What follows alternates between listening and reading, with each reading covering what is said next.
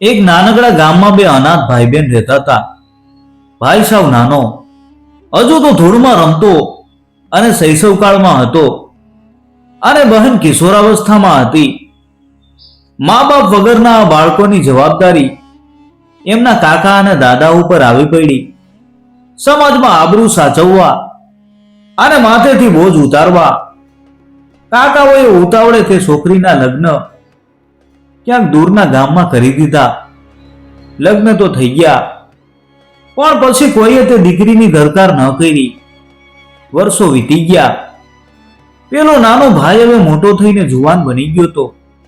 જ્યારે તેના લગ્નની વાત આવી ત્યારે તેને અચાનક ખબર પડી કે આ દુનિયામાં તે એકલો નથી, તેની એક સગી બહેન પણ છે.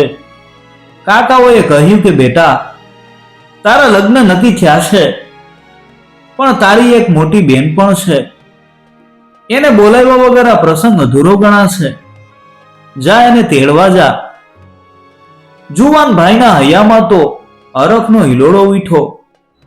એને ખુશી થઈ કે મારી પોતાની પણ એક બહેન છે, પણ સાથે જ આંખમાં આંસુ આવી ગયા કે આટલા વર્ષો સુધી પોતે બહેન વગર એકલો રહ્યો. તેણે કાકાને પૂછ્યું કે કાકા, મારી બેન ક્યાં રહે છે? કયા ગામમાં તે પરણી છે? કાકાએ તેને એક અજાણ્યા ગામનું નામ આપ્યું. ભાઈ તો હરખપદુડો થઈને તૈયાર થઈ ગયો. એ જમાનામાં વાહન વ્યવહારના સાધનો તો હતા નહીં, એટલે ભાથું બાંધીને પગપાળા જ નીકળી પડ્યો. મનમાં બહેનને મળવાની એટલી બધી ઉતાવળ હતી કે રસ્તામાં ગામનું નામ વારંવાર બોલતો રહ્યો. પણ થાક અને લાંબી મુસાફરીમાં તે ગામનું નામ જ ભૂલી ગયો.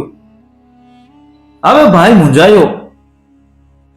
રસ્તામાં ઘણા ગામો આવતા હતા, પણ પોતાની બહેન ક્યાં ગામમાં હશે? ચાલતા ચાલતા તે એક ગામના પાદરે પહોંચ્યો. ત્યાં એક વિશાળ કૂવો હતો. ગામની પનહારીઓ માથે બેડા લઈને પાણી ભરી રહી હતી. પનહારીઓના કિલોલ અને પાણીના અવાજ વચ્ચે જુવાન ભાઈ ઉભો રહ્યો. એને વિચાર આવ્યો, આટલી બધી સ્ત્રીઓ અહીં છે, શું ખબર આમાં જ કોઈ મારી બેન હોય? જો હું મારી વ્યથા કહીશ તો કદાચ મારી સગી બેન મને ઓળખી જશે. તેણે હિંમત ભેગી કરી અને પનહારીઓ પાસે જઈ અને પોતાની વાત કહેવા માંડી કે બેનો, હું મારા ગામથી મારી બેનને તેડવા નીકળો છું, જેને હું વર્ષોથી મળ્યો નથી. હું ગામનું નામ ભૂલી ગયો છું. શું આ ગામમાં કોઈ એવી બેન છે જેના ભાઈનું નામ આ હોય? બધી સ્ત્રીઓ તો નવાઈ પામીને જોઈ રહી, પણ એ ટોળામાં એક ખૂબ જ ચતુર અને લાલચુ સ્ત્રી હતી. તેણે જોયું કે આ છોકરો તો હીરે મઢ્યો હોય એવો યુવાન છે, અને એના ઘરે લગ્ન છે, એટલે જરૂર ખૂબ ધન દોલત હશે. તેણે મનમાં વિચાર્યું, જો હું આની બેન બની જાઉં તો મને કરિયાવરમાં અને દાનમાં ઢગલું એક સોનું રૂપું મળશે. તે લાલચુ સ્ત્રીએ તરત જ નાટક શરૂ કર્યું. તેણે પોતાની આંખમાં કૃત્રિમ આંસુ લાવીને મોટેથી રડવા માંડ્યું. અરે મારા વીરા, તું ક્યાં હતો આટલા વર્ષો? હું રોજ કુવા કાંઠે તારી વાટ જોતી હતી કે ક્યારે મારો ભાઈ મને લેવા આવે. ભોળો ભાઈ તો માની ગયો. એને લાગ્યું કે સાચે જ ભગવાને ભેટો કરી આપ્યો. સ્ત્રીએ તેને કહ્યું, ચાલ ભાઈ, મારા ઘરે ચાલ. મારી સાસુ પણ તને જોઈને રાજી રાજી થઈ જશે. આમ એક લાલચુ સ્ત્રીએ ભાઈને પોતાની જાળમાં ફસાવ્યો. પેલી સ્ત્રી તો હરખની હેલીમાં આવી ગઈ હોય એવું નાટક કરવા લાગી. ભાઈને આંગળીએ વળગાડી અને તે પોતાના ઘરે લાવી. ઘરમાં બેસતા જ તેણે જોરથી સાદ પાડ્યો કે માજી, ઓ માજી, જલ્દી બહાર આવો. જુઓ તો ખરા કોણ આવ્યું છે. મારો સગો ભાઈ મને લેવા આવ્યો છે. ઘરની અંદરથી ડોસી લાકડીના ટેકે બહાર આવ્યા. ડોસી તો ઢગાઈ ગયા. એમને ખબર હતી કે તેમની વહુને તો કોઈ ભાઈ છે જ નહીં. પણ વહુએ તો આંખના પલકારે સાસુને ચૂપ રહેવાનો ઈશારો કરી દીધો. વહુ બોલી કે માજી, મારો ભાઈ થાકીને આવ્યો છે. એના માટે ગરમ દૂધની થાળી ઠંડી કરીને લાવો. આજે તો મારા આંગણે ઉત્સવ છે. વહુએ રસોડામાં જઈને જાત જાતની વાનગીઓ રાંધી. કંસાર, લાપસી અને શાક રોટલીની સુગંધથી આખું ઘર મેકી ઉઠ્યું. ભાઈ તો બિચારો ભોળો. એને એમ કે ખરેખર નસીબ જોરે બેન મળી ગઈ. જમી પરવારીને જ્યારે રાત પડી ત્યારે ભાઈ ઓસરીમાં સૂતો હતો. પણ તેને ઊંઘ ક્યાંથી આવે? મનમાં તો લગ્નનો હરખ અને બહેન મેળાનો આનંદ હતો. મોડી રાત્રે જ્યારે બધું શાંત હતું ત્યારે પેલી સ્ત્રી પોતાની સાસુ પાસે જઈને ધીમા અવાજે બોલી કે માજી, સવારે હું આ છોકરા સાથે એના ગામમાં જવાની છું. એના ઘરે લગ્ન છે. તમે વિચાર તો કરો કેટલું દાન દહેજ મળશે. આ તો સોનાનું ઈંડું આપતી મુરગી હાથમાં આવી છે. હું લગ્નમાં જઈશ એટલે એના કાકા અને દાદા મને સોનાના દાગીના અને પટારા ભરીને કપડાં આપશે.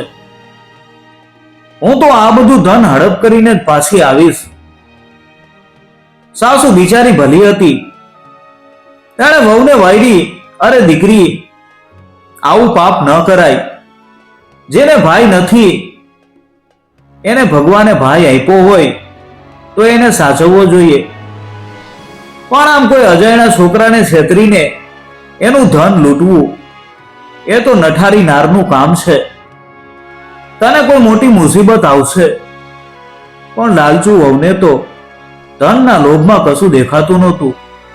એ બોલી, અરે જે હોય એ, મારે તો બસ ધન જોઈએ છે. એ લોકોના હિસાબે હું પહેલી વાર મારા પિયર જઈ રહી છું. તમે જોજો હું કેવી રીતે એની પાસેથી માલ કઢાવું છું. પણ એને ક્યાં ખબર હતી કે ઓસરીમાં સૂતેલો ભાઈ જાગતો હતો. તેણે આ બધી વાતો સાંભળી લીધી. તેના હૈયામાં જાણે વીંછી ગયડો હોય એવી વેદના થઈ. આ તો મારી સગી બેન નથી, પણ કોઈ ઠગ સ્ત્રી છે. એને સમજાઈ ગયું કે તે એક મોટી મુસીબતમાં ફસાઈ ગયો છે. તેણે મનોમન નક્કી કર્યું કે ભલે અત્યારે તો હું સુવાનો ડોળ કરું, પણ સવારે આ ઠગણીને એવો પાઠ ભણાવીશ કે આખી જિંદગી યાદ રાખશે. પરોઢીએ જ્યારે પંખીઓ કલરવ કરવા લાગ્યા ત્યારે સાસુએ બંને માટે મુસાફરીમાં ખાવા માટે ચૂરમું બનાવી દીધું. ઘી નાખેલું ગરમા ગરમ ચૂરમું પોટલીમાં બાંધ્યું. એક ઊંટ ભાડે કરવામાં આવ્યો. ઊંટ ઉપર સવાર થવાનો એક જૂનો નિયમ છે. જો ભાઈ અને બહેન સાથે મુસાફરી કરતા હોય તો બહેન આગળ બેસે અને ભાઈ પાછળ બેસે, અને જો પતિ પત્ની હોય તો પત્ની પાછળ બેસે. પેલી સ્ત્રી તો શાંતિ બેન બનીને ઊંટ ઉપર આગળ બેસી ગઈ અને ભાઈ પાછળ બેઠો. ઊંટ ગામના પાદરેથી નીકળ્યું અને સુમસામ રસ્તા ઉપર ચાલવા લાગ્યું.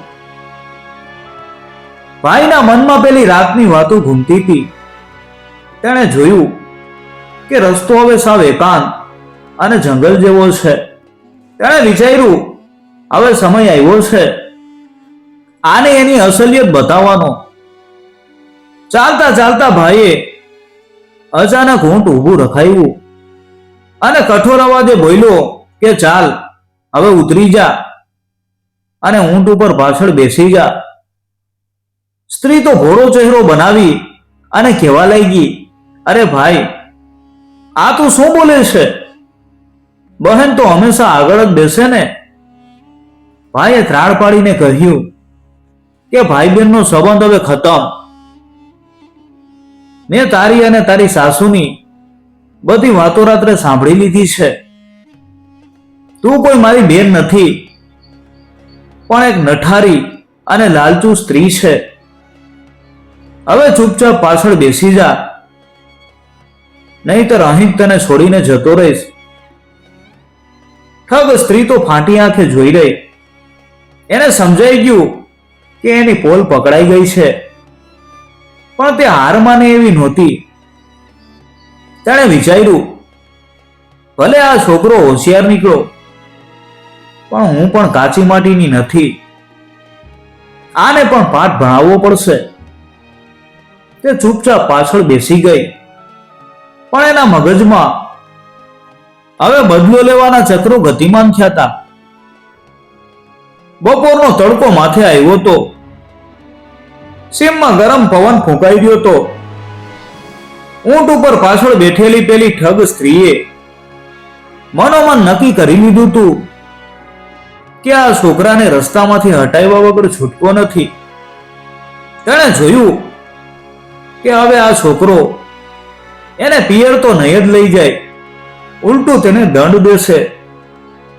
એટલે તેણે પોતાની ઝાડ બિછાવવાનું શરૂ કર્યું. તેણે નમ્રતાથી કહ્યું કે ભાઈ, ભૂલ થઈ ગઈ, પણ હવે બપોર થઈ ગઈ છે. મારી સાસુએ આપેલું ચૂરમું ખાઈ લઈએ. ભૂખા પેટે મુસાફરી નહીં થાય. છોકરો સાવધ હતો, પણ એને લાગ્યું કે સ્ત્રી પાસે કશું છે નહીં, તો એ શું કરવાની. તેણે કહ્યું, ભલે, પણ હું નાઈને જ જમું છું. આગળ ક્યાંક કૂવો કે તળાવ આવે ત્યાં ઊભા રહીશું. થોડે દૂર એક કૂવો દેખાયો. છોકરાએ ઊંટ રોક્યું અને નાહવા માટે કૂવા તરફ ગયો. સ્ત્રી તકની રાહ જોતી હતી. એ ચૂરમાની પોટલી લઈને કૂવાની પાછળ ગઈ. ત્યાં એક ભરવાડ ગાડરા બકરા ચરાવતો એને દેખાયો. સ્ત્રીએ તે ભરવાડ પાસે જઈને રણમાં સવાજ કર્યો કે ભાઈ, ઓ ભરવાડ ભાઈ, મારી મદદ કરો. પેલો માણસ જે નાઈ ગયો છે એ બહુ હલકટ છે. તેણે મારું અપહરણ કર્યું છે અને મને હેરાન કરે છે. મારે એને પાઠ ભણાવવો છે. તમારી પાસે કોઈ એવી દવા છે જેનાથી એ બેભાન થઈ જાય? ભરવાડ બિચારો ભોળો હતો. એને લાગ્યું કે આ સ્ત્રી સાચે જ મુસીબતમાં છે. તેણે એક ઝાડ તરફ ઇશારો કરીને કહ્યું કે બેન, આ છોડના પાનનો રસ જો કોઈના ખાવામાં નાખો તો માણસ થોડી વારમાં નશામાં આવી જાય અને ઘસઘસાટ ઊંઘી જાય. સ્ત્રીએ તરત જ તે પાનનો રસ કાઢીને ચૂરમામાં મેળવી દીધો. થોડી વાર પછી છોકરો નાઈને આવ્યો. સ્ત્રીએ તેને હસતા મુખે ચૂરમું આપ્યું. છોકરાએ પૂછ્યું, તે ખાધું? સ્ત્રીએ ચપળતાથી જવાબ આપ્યો કે હા, મને બહુ ભૂખ લાગી હતી એટલે મેં તો અડધું ખાઈ લીધું. આ અડધું તારા માટે રાખ્યું છે. છોકરાએ જેવું ચૂરમું ખાધું કે થોડી જ વારમાં એનું માથું ભમવા લાગ્યું. તે કૂવા પાસે ઢળી પડ્યો અને બેભાન થઈ ગયો. હવે આ નઠારી નારે અસલી રમત રમી. તેણે જોયું કે જો આ છોકરો અહીં પડ્યો રહેશે અને કોઈને ખબર પડશે તો પોતે પકડાઈ જશે. તેણે એક યુક્તિ કરી. તેણે છોકરાના પુરુષના કપડા ઉતારી લીધા અને પોતે પહેરી લીધા અને પોતાના સ્ત્રીના કપડા તે બેભાન છોકરાને પહેરાવી દીધા. પછી તેણે છોકરાને એક મોટા કોથળામાં પૂરી દીધો અને તેને ઊંટ ઉપર લાદી દીધો. હવે તે સ્ત્રી પોતે ઊંટ સવાર બનીને મુસાફરી કરવા લાગી. રાત ગાઢ થઈ રહી હતી. સ્ત્રી ઊંટ ઉપર કોથળો લઈને જતી હતી. ત્યાં સામેથી 4 હટાકટા માણસો મળ્યા. આ 4 ચોર હતા, જે બાજુના ગામમાં ચોરી કરીને ભાગતા હતા. અંધારામાં એકબીજાને જોઈને બંને પક્ષો ડરી ગયા. સ્ત્રીને થયું કે ક્યાંક આ ચોરો મને પકડી ન લે, અને ચોરોને થયું કે આ ઊંટ સવાર કોઈ મોટો ધાડપાળું લાગે છે, જે રાતના સમયે આટલો મોટો કોથળો લઈને નીકળ્યો છે. ચોરોના મુખીએ બૂમ પાડી, એલા ઉભો રે, કોણ છે તું, અને આ કોથળામાં શું છે? સ્ત્રીએ અવાજ બદલાવીને જવાબ આપ્યો કે ભાઈ, હું તો એક વેપારી છું. આ કોથળામાં એવી કિંમતી વસ્તુ છે જે ક્યારેય ખતમ નહીં થાય, આખી જિંદગી તમને કામ લાગશે. ચોરો તો લાલચુ હતા. એમને લાગ્યું કે કદાચ કોઈ જાદુઈ વસ્તુ હશે, અથવા તો અખૂટ ધન હશે. તેમણે પૂછ્યું, આ વસ્તુ અમને આપીશ? કેટલામાં વેચીશ? સ્ત્રીએ તક જોઈને કહ્યું, મારે ઉતાવળ છે, એટલે જો તમે મને 400 રૂપિયા આપો તો આ કોથળો તમારો. ચોરોએ તે દિવસે જે ચોરી કરી હતી એમાંથી 400 રૂપિયા ગણીને તે સ્ત્રીને આપી દીધા. સ્ત્રી તો રૂપિયા અને ઊંટ લઈને રફુચક્કર થઈ ગઈ. ચોરો રાજી થઈ ગયા કે આજે તો મોટો જેકપોટ લાગ્યો છે. તેમણે ભારેખમ કોથળો ઊંચકો, પણ જેમ જેમ તે આગળ વધતા ગયા તેમ તેમ કોથળો હલવા લાગ્યો. અંદર પેલા છોકરાનો નશો ઉતરવા આવ્યો હતો. તેણે કોથળામાં આળસ મરડી અને મોઢામાંથી અવાજ કર્યો કે ચોરો તો ફફડી ગયા. જે ચોરના માથે કોથળો હતો એણે ભૂત ભૂતની બૂમો પાડીને કોથળો નીચે પછાડ્યો. કોથળો નીચે પડતા જ અંદરથી અવાજ આવ્યો, ઓ બાપરે, મારી નાખો. આટલા જોરથી કેમ પછાડ્યો? ચોરોએ હિંમત કરીને કોથળો ખોલ્યો તો અંદરથી સ્ત્રીના કપડામાં એક યુવાન છોકરો નીકળ્યો. ચોરો ડઘાઈ ગયા. છોકરાએ બધી હકીકત જણાવી કે ભાઈઓ, હું કોઈ ભૂત નથી. જેણે તમને આ કોથળો વેચ્યો એ એક નઠારી નાર છે. તેણે મને નશો આપીને મારા કપડાં પહેરી લીધા અને મને તમને વેચી દીધો. ચોરોને સમજાયું કે એક સ્ત્રી એમને 400 રૂપિયામાં છેતરી ગઈ છે. તેમના નાક કપાઈ ગયા હોય તેવું તેમને લાગ્યું. તેમણે નક્કી કર્યું કે ગમે તે થાય, આ સ્ત્રીને પકડવી જ પડશે. ચારેય ચોર અને પેલો છોકરો હવે એક થઈ ગયા હતા. પાંચેયના મનમાં એક જ આશય હતો કે પેલી સ્ત્રી પાસેથી પોતાનું ધન અને બદલો લેવો. છોકરાએ તેમને સ્ત્રીના ઘરનો રસ્તો બતાવ્યો. બીજી તરફ ઠગ સ્ત્રી પોતાના ઘરે પહોંચી ગઈ હતી.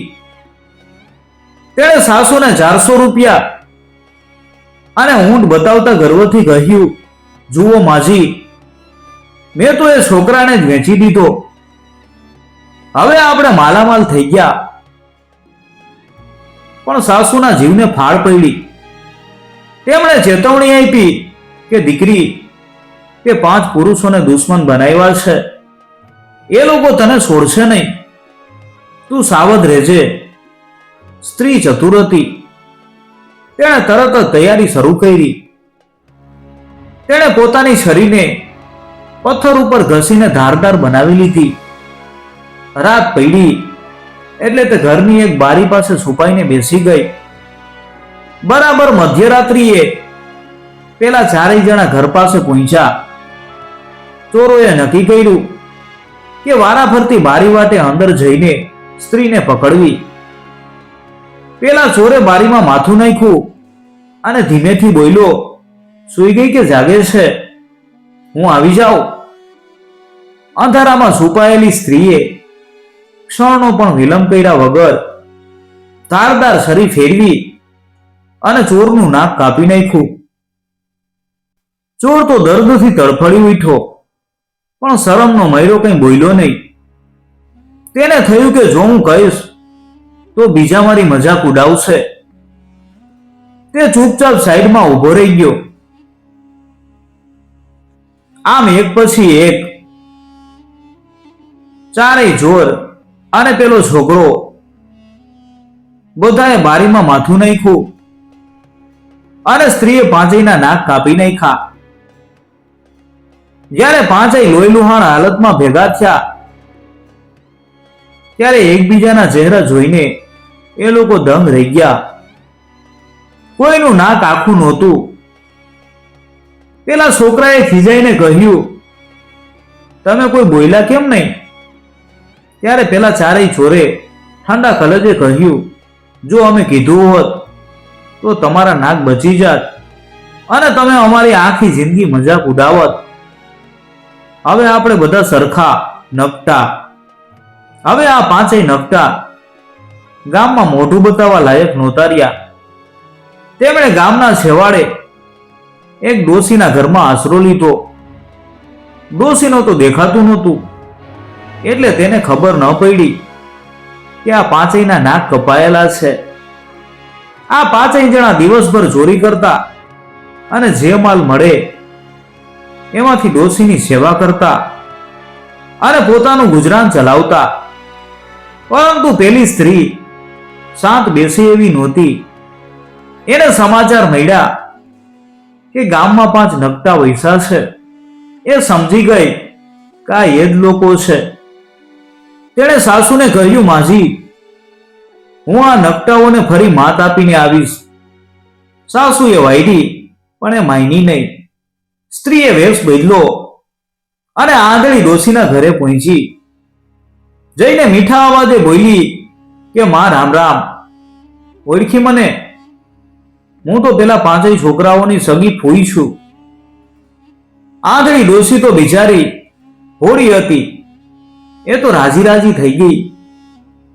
સ્ત્રીએ નાટક ચાલુ રાખ્યું કે માં, મારે તો બહુ કામ છે એટલે રોકાઈ શકીશ નહીં, પણ મારા ભત્રીજાઓએ ક્યાંક ધન છુપાવ્યું હશે એ મને બતાવો તો હું એમાં થોડો ઉમેરો કરી દઉં.